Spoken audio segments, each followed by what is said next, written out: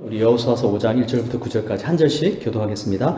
요단 서쪽의 아모리 사람의 모든 왕들과 해변의 가나안 사람의 모든 왕들이 여호와께서 요단물을 이스라엘 자손들 앞에서 말리시고 우리를 건너게 하셨음을 듣고 마음이 녹았고 이스라엘 자손들 때문에 정신을 잃었더라.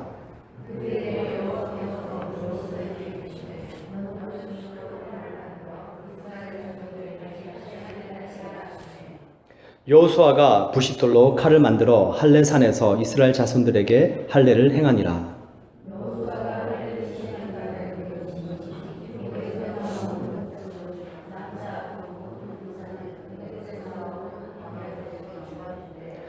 그 나온 백성은 다 할례를 받았으나 다만 애굽에서 나온 후 광야길에서 난 자는 할례를 받지 못하였음이라.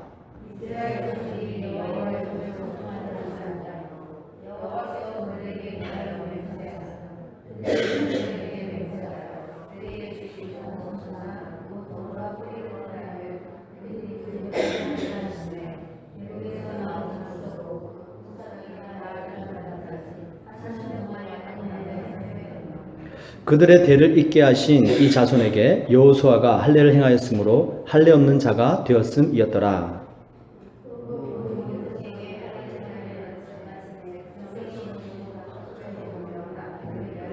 네, 합독하겠습니다. 여호와께서 여호수아에게 이르시되 내가 오늘 애굽의 수치를 너희에게서 떠나가게 하였다 하셨으므로 그곳 이름을 오늘까지 길갈이라 하느니라. 아멘. 우리 한번 서로 인사 나누십시오. 이번 한 해 우리 예배자로 살아가십시다. 우리 한번 인사 나누십시오. 네. 참 귀하죠. 우리 2017년 1월 1일이 썬데이입니다. 주일입니다. 그죠? 이런 날이 많지가 않은데 하나님께서 올 한 해를 이렇게 예배로 시작하게 하셨으니까 분명히 이번 한 해도 하나님의 귀한 역사가 있을 줄 믿습니다.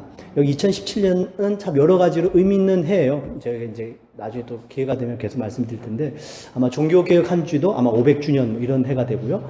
겸사겸사해서 여러 가지 의미 있는 해가 2017년이 되는데 사뭇 기대가 됩니다. 저희 교회적으로도 기대가 되고요. 또 하나님께서 어떻게 이 한 해를 또 시작하실지 세상으로도 참 많은 일들이 있었지 않습니까?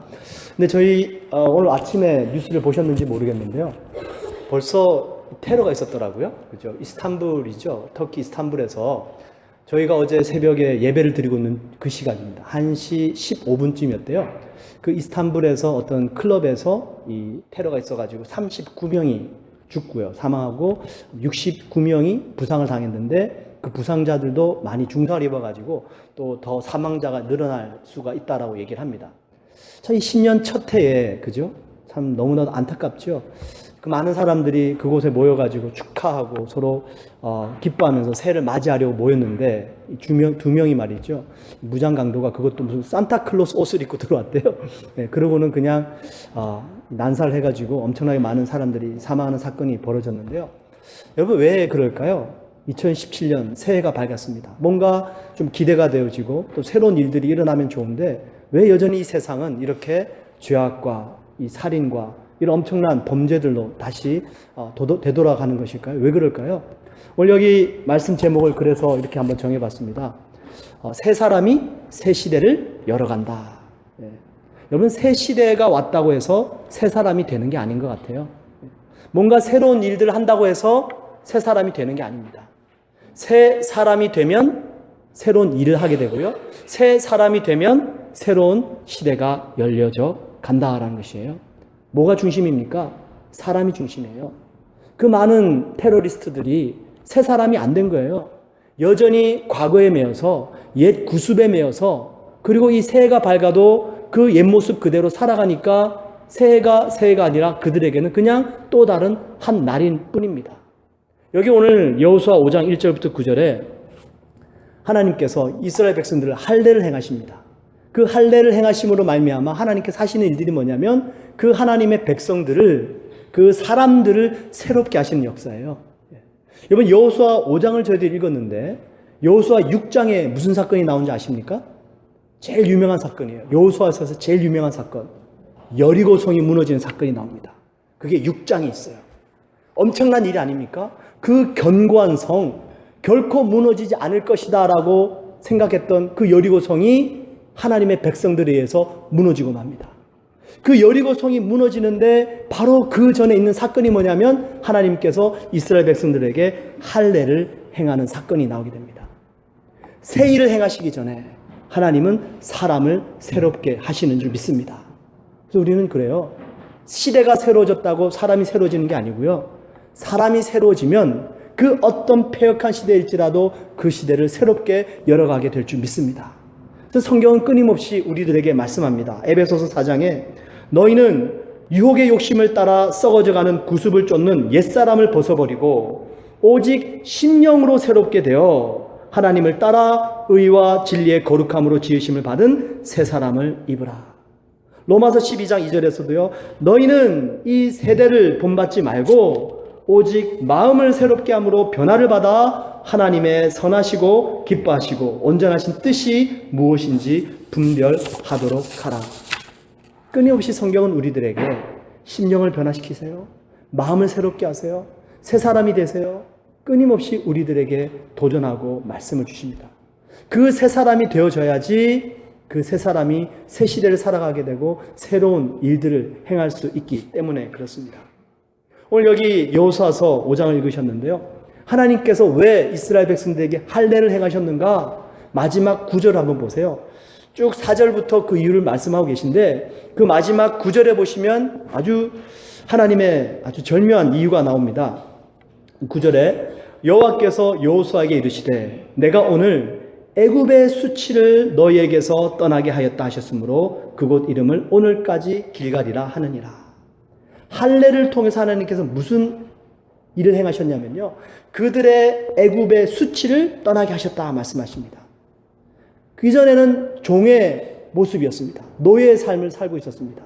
근데 하나님께서 새 일들을 행하시기 전에 가나안 땅을 점령하게 하시기 전에 그들로 하여금 할례를 행하시면서 그 모든 종의 습관들, 노예의 모습들, 죄악된 모습들, 우상 섬겼던 모습들 이걸 다 벗어버리고 이제 너희는 하나님의 자녀들이다.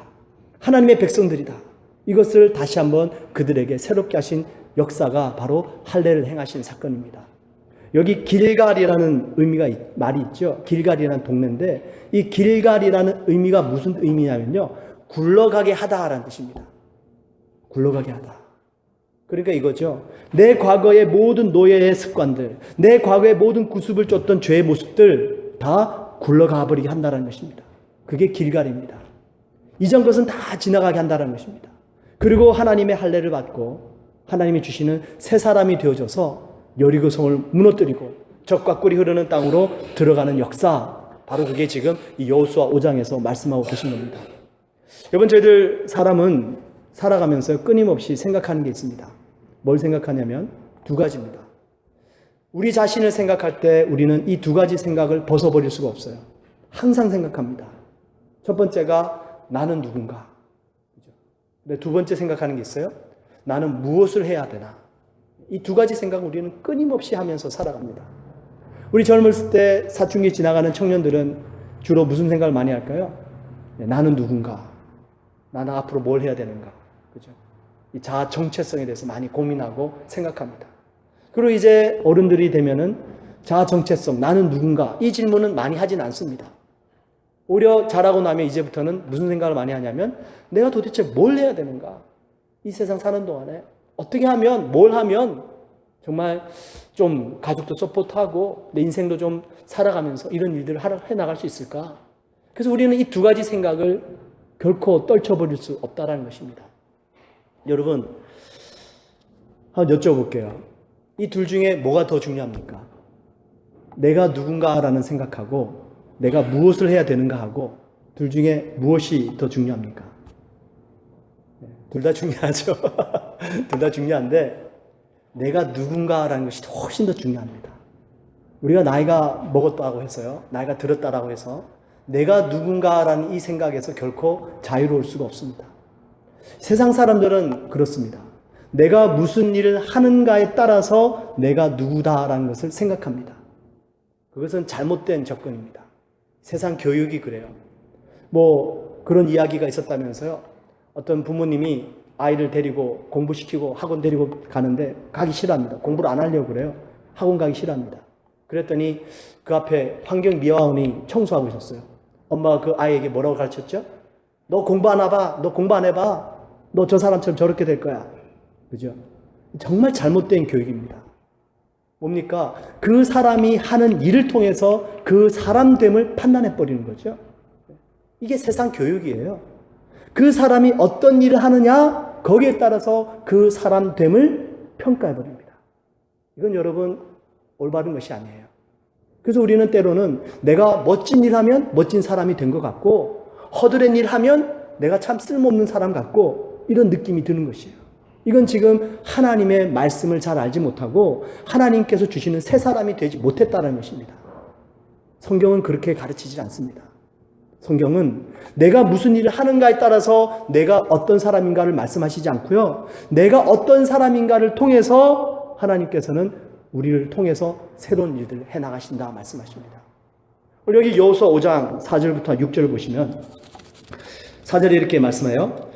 여호수아가 할례를 시행한 까닭은 이것이니 애굽에서 나온 모든 백성 중 남자 곧 모든 군사는 애굽에서 나온 후 광야길에서 죽었는데 그 나온 백성은 다 할례를 받았으나 다만 애굽에서 나온 후 광야길에서 난 자는 할례를 받지 못하였습니다. 이스라엘 자손들이 여호와의 음성을 청종하지 아니하므로 여호와께서 그들에게 대하여 맹세하사 그들의 조상에게 맹세하여 우리에게 주리라고 하신 땅 곧 젖과 꿀이 흐르는 땅을 그들이 보지 못하게 하리라 하시매 애굽에서 나온 족속 곧 군사들이 다 멸절하기까지 40년 동안 광야에서 헤매었더니 1세대가 광야에서 헤매다가 죽어버렸어요. 그리고 2세대는 광야에서 태어나고 자랐기 때문에 이들은 할례를 받을 기회가 없었습니다. 그래서 그 광야에서 길갈이라는 곳에서 하나님께서 여호수아를 통해서 할례를 행하게 하신 거거든요. 자 보세요. 근데 1세대 애굽에 살았던 그들 출애굽했습니다. 애굽에 살면서도 하나님의 백성이었기 때문에 그 아브라함에게 주신 약속을 따라서 할례는 받았어요. 근데 할례를 받았음에도 불구하고 그 광야 생활하면서 하나님께 불순종했습니다. 젖과 꿀이 흐르는 그 땅에 들어가지 못하고 모든 1세대들은 다 멸절해 버렸습니다. 그 이유가 뭡니까?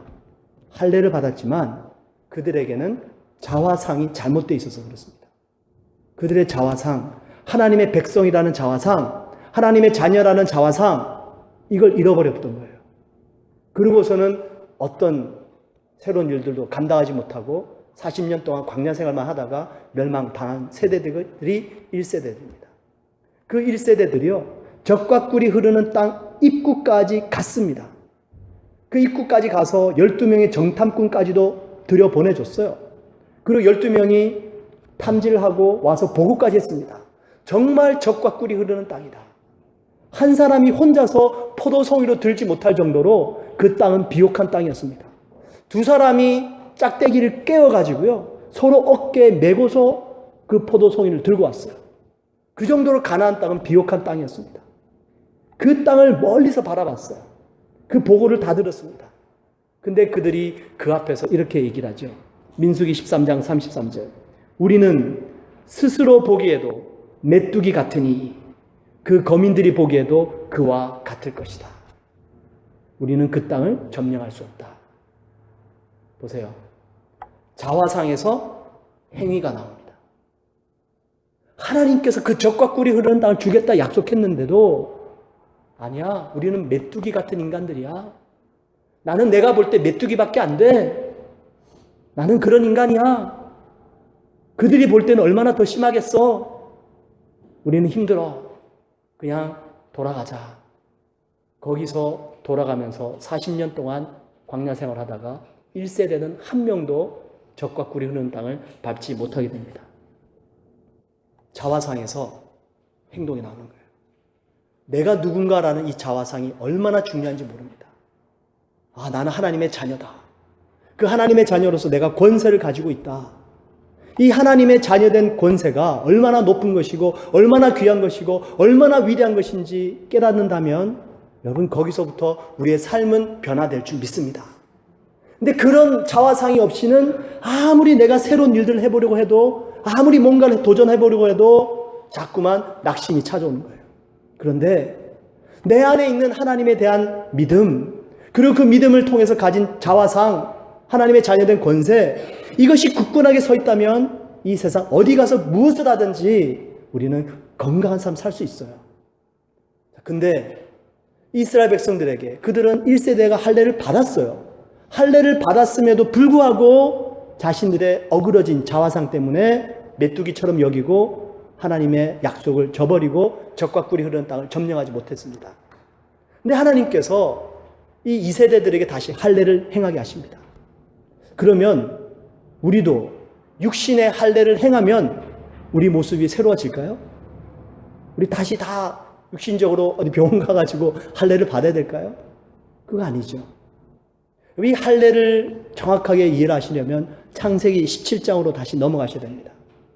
잠깐만 말씀을 드릴게요. 그 창세기 17장에 무슨 사건이 있었냐면 하나님께서 아브라함을 새롭게 주신 역사가 나타납니다.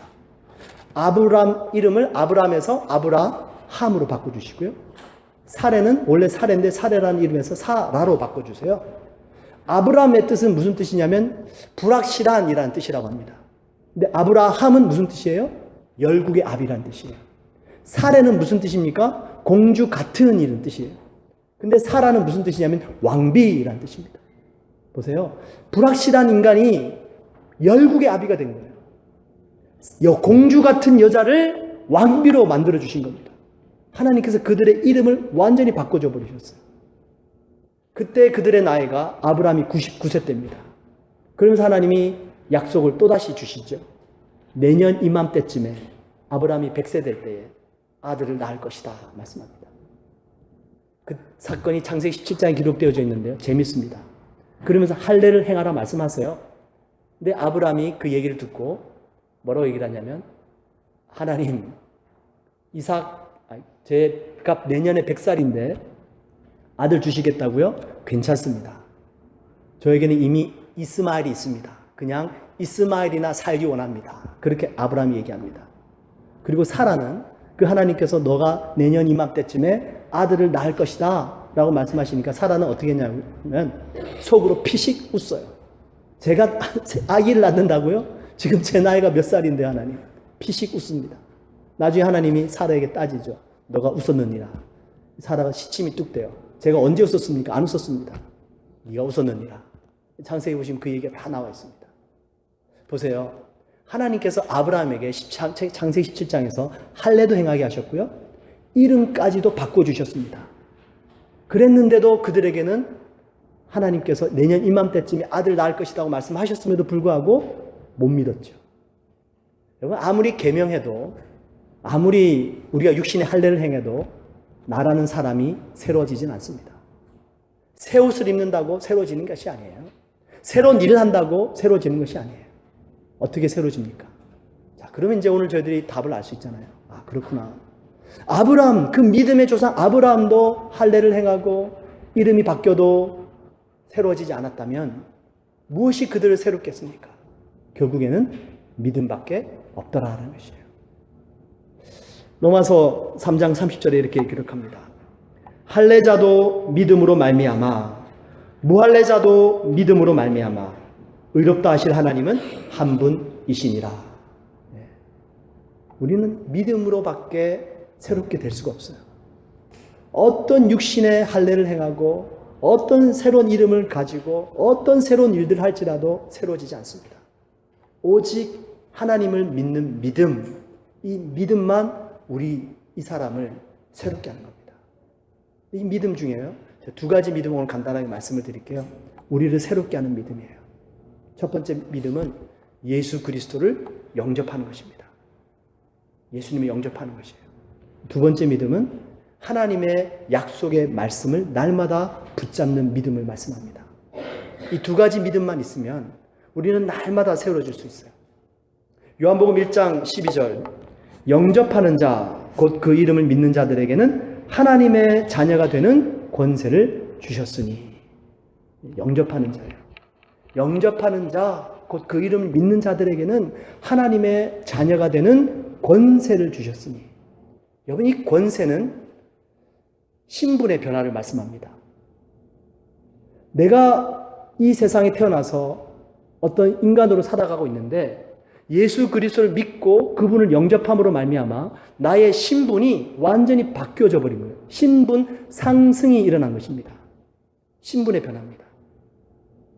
지난주에 저희들 목사님들하고 수양회를 가서 교제를 나누는데 아시는 목사님 그 동네가 피로브로죠. 피로브로 거기 이제 저도 신학교 때문에 한 3년 살았었는데요. 그때 살면서 이렇게 알고 지내던 지인분들 중에 자제분이 있었습니다. 그때 1999년도, 2000년도 이때였는데 그때 그 아이가 남자인데 이제 고등학생이었어요. 근데 최근에 소식을 들어보니까 폴리스가 됐대요. 경찰이 됐답니다. 그리고 경찰복 입고 경찰차 몰면서 티켓 끊고 다닌대요.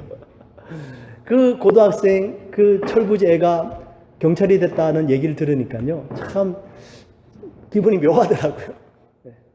근데 그 철부지 애가 자라서 경찰복을 입고 있으니까 새로운 권세를 가지고 뭐 티켓 띄는 겁니다. 그래서 한국 사람들 잡히면 조금 봐주기도 하고. 네. 여러분 이게 권세라는 것이에요. 신분의 변화를 얘기합니다. 군대 비리, 아주 작은 비리지만 말씀을 드리자면 저는 군대 연대 본부에서 위병을 섰습니다.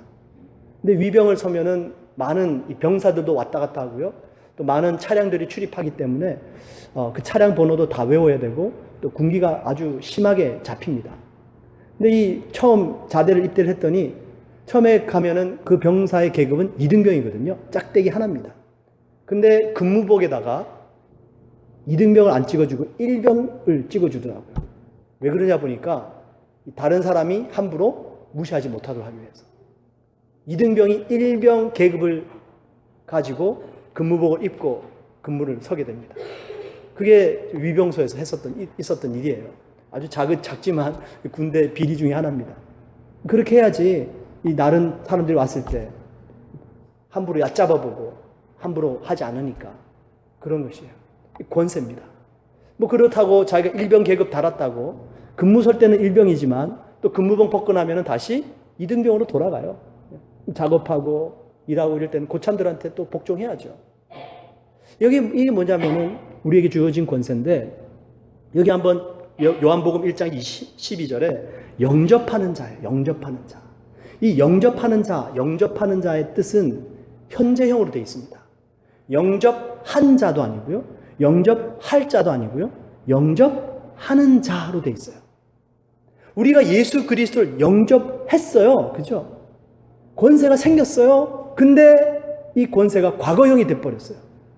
근무 설 때만 권세자가 되고 근무 끝나고 나면 다시 2등병으로 돌아가고 마치 우리 그리스도인들이 내가 과거 한때 예수 그리스도 영접해서 권세를 얻었고 참 기뻤는데 내 일상생활 살아가면서는 그 권세 다 잃어버리고 내 본연의 모습으로 돌아가 버린 것과 같은 그런 삶을 사는 경우가 너무나도 많다는 것입니다.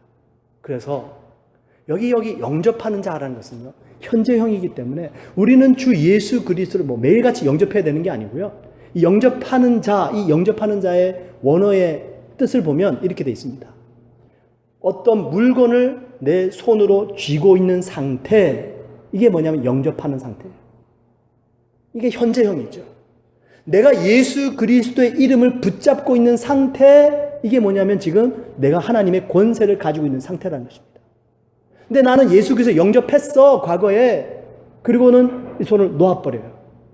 그럼 그 권세 역시도 과거형이 돼버린다는 것이에요. 여러분 많은 사람들이 과거에 살고 있고요. 또 미래를 살아갑니다.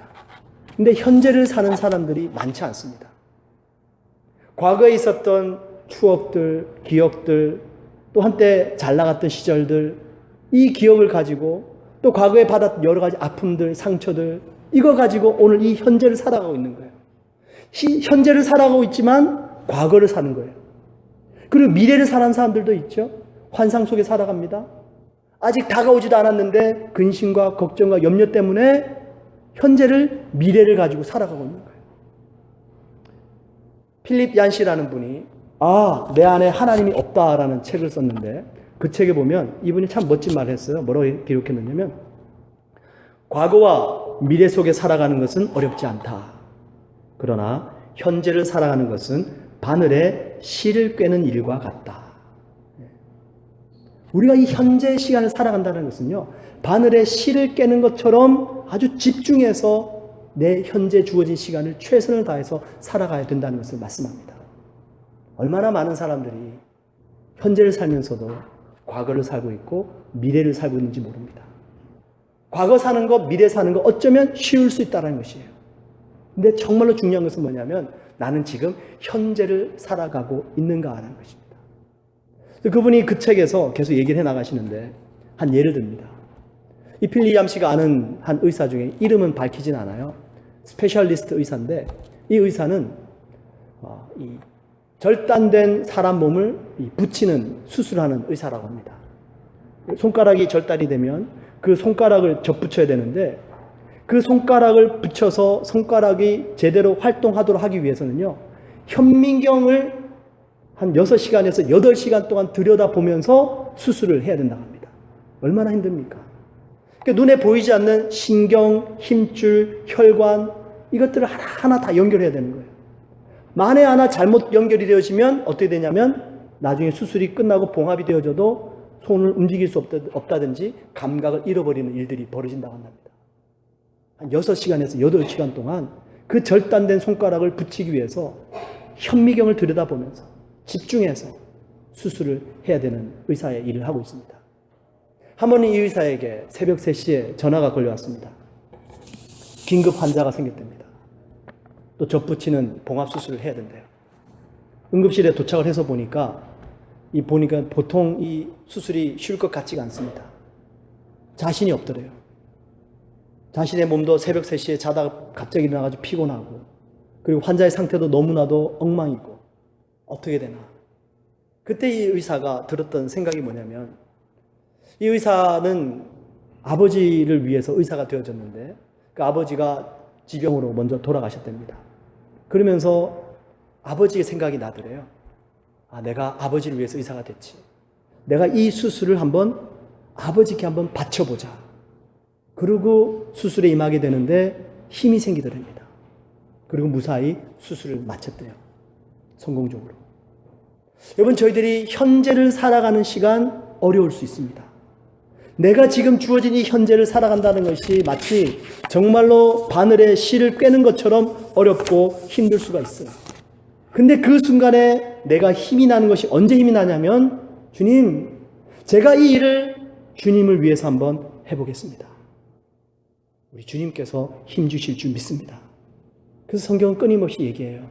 먹든지 마시든지 무엇을 하든지 하나님의 영광을 위해서 하라. 우리의 힘이 어디서 나오냐는 겁니다. 여러분, 아버지를 위해서도 힘을 낸 이 의사가 있다면, 나를 위해서 죽으시고 나를 위해서 십자가에서 찢기신 그 예수 그리스도를 위해서 내가 한번 살아보겠다면 여러분, 힘이 나지 않겠습니까? 현재 시간 속에서 그 현재를 내가 최선을 다할 수 있는 그 믿음이, 그 힘의 능력이 거기서 나오게 되더라라는 것입니다. 여러분, 우리가 하나님의 자녀가 된 권세, 이것은 과거형이 되어서는 안 됩니다. 현재 진행형이 되어야 돼요. 그 현재 진행형이 되기 위해서는 우리는 오늘 이 순간에도 우리 주 예수 그리스도를, 그 이름을 내 손에서 꽉 붙잡고 있어야 됩니다. 마치 바늘에 실을 꿰는 것처럼 정말 내 스스로가 봉합수술을 하는 의사가 되어져서 주님과 연결되어지기 위해서 끊임없이 주님을 바라보는 것입니다. 그렇다면 우리는 끊임없이 주님과 연결되어질 수 있죠. 주님의 권세가 나에게 매 순간순간 임하게 되는 것입니다. 우리는 많은 일들 때문에 분주해서 이걸 놓쳐버리는 거죠. 이걸 놓쳐버리니까 이 봉합수술이 잘못된 것처럼 손에 감각이 없고 움직이지 못하게 됩니다. 주님께 초점을 맞추고 주님과 연결되어져서 주님으로부터 오는 힘을 공급받아서 하나님의 자녀된 권세로 살아가야 되는데 이걸 자꾸만 우리는 잊어버린다라는 것이죠. 이번 새해에 여러분 도전합니다. 24시간 꼭 예수님을 바라보십시오. 그 예수 그리스도를 바라보고 예수 그리스도를 영접하는 자, 곧 그 이름을 믿는 자들에게는 하나님의 자녀가 되는 권세를 주셨으니, 이 권세가 바로 우리의 신분 상승입니다. 나는 나를 보면 부족하고 연약하지만, 내가 예수 그리스도께 연결되어져서 그리고 그 끈을 붙잡고 있으니까 하나님의 자녀의 권세가 생기더라는 것이죠. 이 자녀된 권세만 가지고는 잘 안 되더라고요. 그 다음에 해야 되는 것이 뭐냐면 주님의 말씀을 부여잡는 것입니다. 하나님께서 이스라엘 백성들에게 젖과 꿀이 흐르는 땅을 너에게 줄 것이다 약속하셨어요. 근데 이들은 그 약속을 저버립니다. 하나님의 약속을 온전히 믿지 못하게 되는 것을 보게 됩니다. 여러분, 하나님의 약속의 말씀을 얼마나 믿고 계십니까? 이제 어제 교회 한 6시쯤 왔습니다. 혼자 6시쯤 와서 기도하면서 우리 성도님들의 가정을 한 분 한 분 떠올리면서 하나님께서 기도를 하게 하시더라고요. 그러면서 그 성도님들을 위해서 나름대로 말씀도 준비하고 다 기록을 해놨습니다. 그리고 다음 주에는 하나님께서 우리 교회에 주신 새로운 비전과 말씀을 선포하려고 합니다. 여러분, 이 한 해를 살아가는 동안에 말씀 없이는 시작해서도 안 되고요. 우리는 말씀 없이 살아가서는 안 됩니다. 내가 예수 그리스도를 영접했지만 그 영접한 그 권세만 가지고서는 끊임없이 내 생각이 질서가 안 잡히더라는 것입니다. 말씀을 듣는 것도 중요하고 복이 있지만 그 받은 말씀을 한번 내 삶 속에서 실천한다라면 얼마나 더 큰 복이 임하겠습니까? 예수님을 믿었지만 여전히 과거의 습관에서 벗어나지 못했던, 지금도 있지만 더 힘들었던 시절이 있습니다. 우리 여인들에게는 질투나 시기가 있다면 우리 남자들에게는 혈기라는 것이 있습니다. 저도 혈기 만만치 않았습니다. 정말 예수님을 믿었지만 이 혈기를 끊어버리는 일이 정말로 힘들었습니다. 어떠한 목사님과 얘기를 하다가 목사님께서 성경 구절 말씀 하나 주시더라고요. 로마서 6장 13절 말씀인데, 또한 너희 지체를 불의의 무기로 죄에게 내주지 말고 오직 너희 자신을 죽은 자 가운데서 다시 살아난 자 같이 하나님께 드리며 너희 지체를 의의 무기로 하나님께 드리라. 제 안에 혈기가 생길 때마다 이 말씀 붙잡았습니다. 주님, 불의의 병기가 되지 않겠습니다. 주님, 의의 병기가 되기 원합니다. 쉽지 않았는데요, 세월이 지나고 보니까 그나마 좀 다행히도 많이 변해 있더라고요. 우리 2016년 우리 야외 예배 때 갔을 때 과거 얼굴 사진 보여드렸죠. 아주 인상이 사나웠었는데 그래도 조금 많이 나아졌습니다. 하나님의 말씀은 우리의 사람을 변화시킵니다. 그리고 그 변화된 사람을 통해서 하나님은 새로운 일들을 해나가실 줄 믿습니다. 여러분, 오늘 이 여호수아 5장에서 할례를 행한 진정한 의미를 말씀합니다. 마음으로 믿어 우리는 새롭게 됩니다. 육신의 할례, 새로운 이름, 이게 아니고요. 내가 예수 그리스도를 붙잡는 이 믿음 때문에 나의 신분이 상승이 되고 그 상승된 신분으로 하나님이 주시는 새로운 일들을 감당하게 되고요. 그리고 하나님께 주신 귀한 말씀을 부여잡고 힘들 때마다, 난관이 있을 때마다 그 말씀을 내가 듣는 것으로 끝나는 것이 아니라 내 삶 속에서 실천하고 그대로 행해봤더니 하나님이 놀라운 일들을 이루어 가시더라라는 것이죠. 이번 한 해 여러분 꼭 기억하십시오. 매 순간순간 주님을 붙잡으십시오. 매 순간순간마다 말씀 붙잡으십시오. 우리 주님께서 승리로 우리를 인도해 주실 줄 믿습니다. 우리 같이 한번 기도하십시다. 주님, 감사합니다. 오늘 저희들 우리의 육신의 할례가 아니라 우리의 마음의 할례를 행하며 우리의 마음으로 날마다 주 예수 그리스도 영접하여서 하나님의 자녀된 권세를 망각하지 아니하고